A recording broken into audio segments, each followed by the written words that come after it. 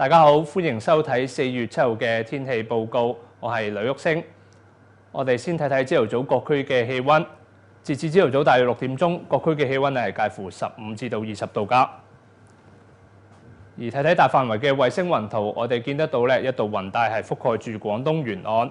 不過雲與雲之間我哋都見到唔少嘅罅隙，所以我哋預計今日都會見到啲陽光。而之後嘅天氣，我哋預計受到一股偏東氣流所影響，廣東沿岸天色會係較為明朗㗎。而去到本週中後期，廣東沿岸嘅風勢會變得較弱，到時候部分地區嘅能見度會係頗低，日間會係相當温暖。